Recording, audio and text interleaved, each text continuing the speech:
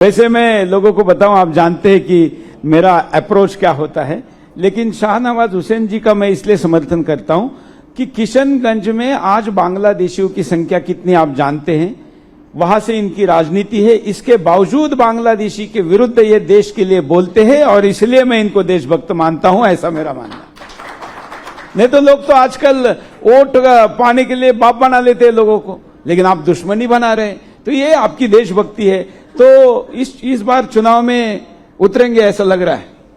देखिए, मैं आपको ये मालूम है कि हमारे यहाँ केंद्रीय चुनाव समिति तय करती है, उसमें तो आप खुद थे।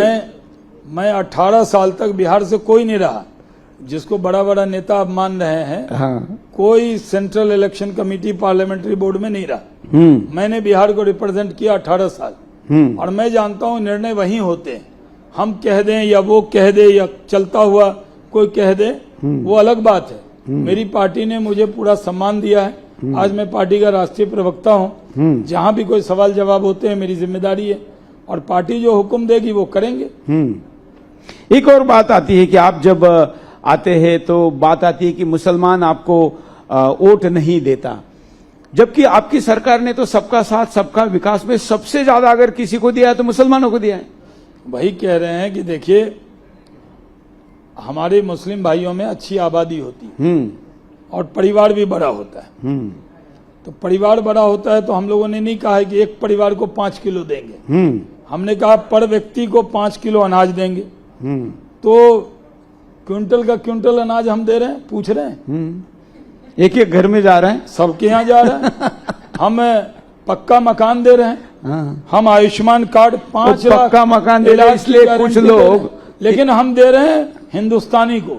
जो हिंदुस्तान का जब देश का बंटवारा हुआ, जो मुसलमान चले गए, जो हिंदुस्तान में रह गए, जिन्होंने इस सरजमी को जननी मातृभूमि माना, जो भारत को अपना देश मानते हैं, जो मुल्क से मोहब्बत करते हैं, बीजेपी उसके खिलाफ नहीं है।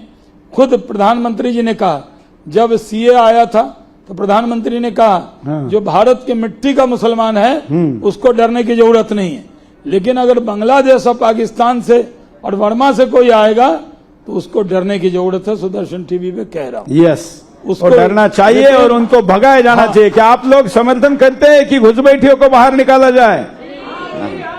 और हम तो ये कहते हैं कि इसीलिए लोग कितना भी गुमराह कर रहे थे, किसी को गुमराह नहीं होना है।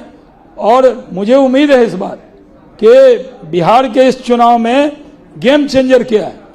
राजद कहती है कि माई समीकरण है, MY, मैंने उसको बदल दिया है, YM समीकरण है। लीडरशिप होती है लालू यादव के पास, फिर राबड़ी यादव जी के पास, फिर तेजस्वी यादव के पास, और जो मुसलमान है उसको सिर्फ झोला उठवा के घुमाते हैं। इस बार उनकी वो गुलामी करने वाले नहीं है। अगर मोदी और नीतीश कुमार ने अच्छा काम किया तो वो उनके साथ आएंगे। मैं इसके आपके जरिए कहना चाहता हूं, आइए इस बार विकास के लिए वोट दीजिए, डेवलपमेंट के लिए वोट दीजिए। और अगर नरेंद्र मोदी ने बिना भेदभाव के काम किया, आप भी वोट में कोई भेदभाव मत कीजिए।